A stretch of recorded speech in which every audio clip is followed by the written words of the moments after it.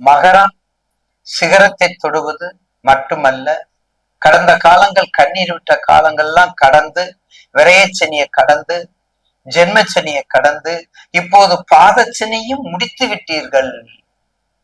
பாதச்சனியை முறுக்கி விட்டு முடித்து விட்டீர்கள். அப்பா முடிஞ்சிருக்கிற சாமி.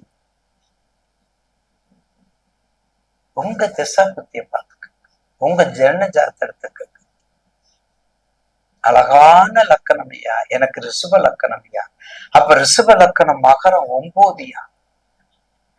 ரிஷப லக்கணம் மகரம் 9. 9க்குரிய சனி துலாம்ல உச்சம். 2க்கு 5க்குரிய புதன் உச்சம். 2க்கு 5க்குரிய சுக்கிரன் உச்சம். சுக்கிரன் நீச்சம். ரிஷப லக்னாதிபதி நீச்சம். 2க்கு 5க்குரிய புதன் உச்சம். ரிஷப லக்கணத்துக்குரிய நீச்சம். அப்ப நீச பங்கு ராஜ யோகமா மாறும். அதே சில தர்ம கர்மாதி சனியும் உச்சத்துல இருக்கிற துலாம்ல கிட்டத்தட்ட பரிவர்த்தனை யோகம். 2க்கு 5க்குரிய யோகம். லக்னமும் ராசியும் அப்படி இருக்கணும். மகர ராசியா இருக்கணும், ரிஷபமா இருக்கணும். மகர ராசியா இருக்கணும், ரிஷபமா இருக்கணும். அப்படி எல்லாம் ஒரு நல்ல ஒரு வாய்ப்பு கிடைக்கும். பாடி கம்ப்ளீட்டா சனீஸ்வரனுடைய ஆகமங்கள் முடிந்தது.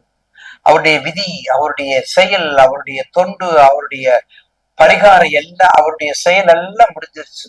முறுக்கி விட்டார். இப்ப அப்படியே இலக்க வச்சது பூரா ஈடுகட்டது கொடுக்கிறார். பிள்ளையார் வழிபாடு, ஆஞ்சநேயர் வழிபாடு, காலபைரவர் வழிபாடு. 9 சனிக்கிழமை செம்மலர்களால், கரும்புவிலை மலர்களால் போடுங்க. பாதச்சனி பயனுள்ள எல்லாம் முடிஞ்சு விட்டது. இந்த குரு பயிற்சியும் உங்களுக்கு 15 முடியுதுங்க. இந்த குரு பயிற்சியும் 15 முடியுது. அதையும் கவனமா பார்த்துக்கோங்க. அதுக்கெல்லாம் ஏதாவது வியாபாரம் ஒண்ணு ஆரம்பிச்சுக்கோங்க. அப்படி ஆரம்பிச்சுட்டு வந்தா நிச்சயமாக நல்ல முறையில முடியும். நல்ல முறையில முடியும். அதுல மாற்று கருத்து அல்ல. முனீஸ்வரர் வழிபாடு, பெரியாண்டவர், மேல்மலையினர் வழிபாடு, அந்த அதாவது காக்கும் தெய்வங்கள், குடும்பத்துல காக்கும் தெய்வங்கள் சொல்ல பார்த்தீங்களா, ஊர்ல எல்லாம் காக்கும் தெய்வங்கள் சொல்றோம். காவல் தெய்வங்கள், கருப்புசாமி வழிபாடு, இதெல்லாம் பண்ணும்போது உங்களுக்கு அதனுடைய தாக்கங்கள் குறையும். ஒன்று தாவலும் சலவை தொழிலாளி, கூலி தொழிலாளி, சலவை தொழிலாளி, கூலி தொழிலாளி, குடை தொழிலாளி, பூ தொழிலாளி, எல்லா தொழிலாளியும் நீங்க தான்.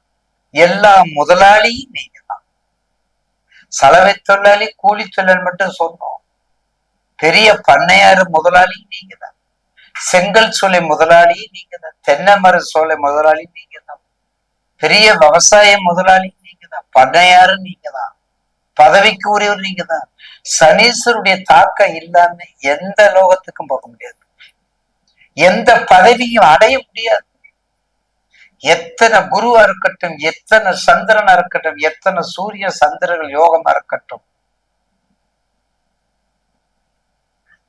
அவருடைய அனுகிரகமும் அனுகூலமும் இருந்தாதான் கர்மத்துக்குள்ள போக முடியும்.